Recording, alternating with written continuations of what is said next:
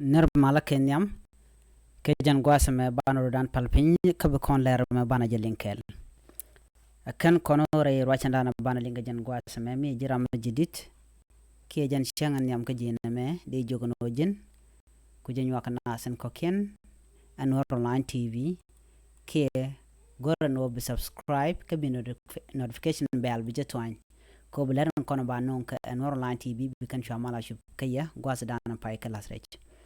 Ban leron ban jilinga gwa ka do badanan chajilat kaja che tani nene rewiki juba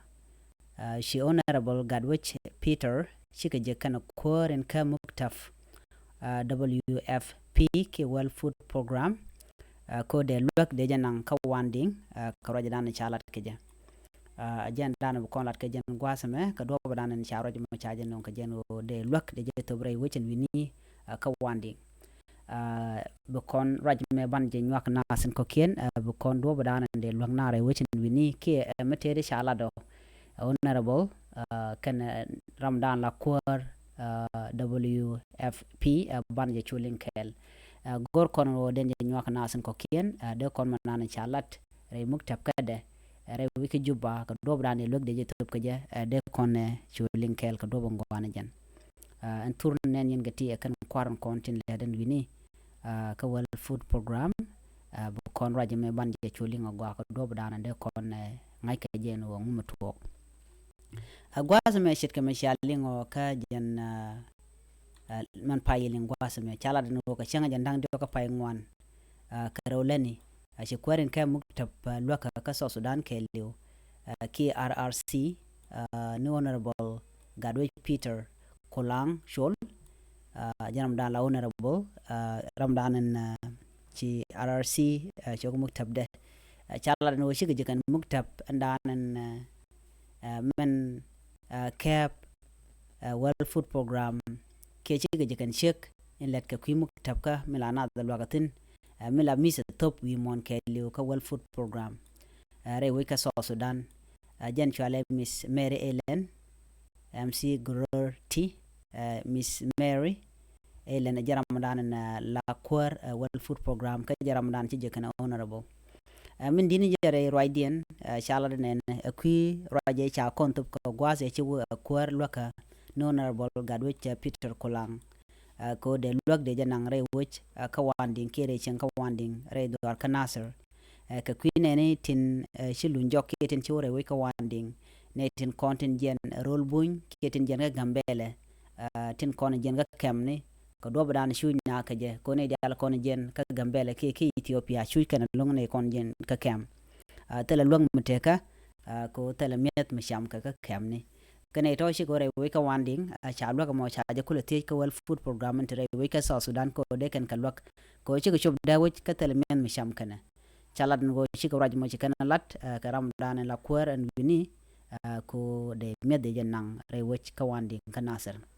and kwar RRC ni honorable Gadwich Peter Kolang cha kwarin ka muktab well food program ka South Sudan che jogono dere tede dere jamat ko de do de jetop janni o de kan gang de kan to bo ko do dana de na de ko rodi nan ka je karik ki do dana kari kan na ben de madamo de jetop ko de jewich lalar ko de kan led bum ngot kan rigna shop kaka shit ka do no de bod de jawo ke led yala ko ken kontin nyon kana ketin yar kana ka kuide en Miss Mary Ellen che muktab RRC liakalong ka sha ngajeno ler na taring benen point RRC mite ka ring mutwok la jamala ler na Kenya makana network che la do no mo gwalong nyok ba gwasme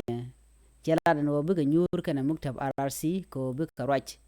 ka jen kui kam do badan de na de ka loka je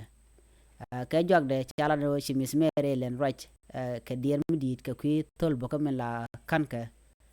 ka muktab dan la muktab dien kene de konte la ji humanitarian te la kona nang rewi ka so Sudan ko kan la tol bu la kana ka kuma South Sudan la UK la kana ka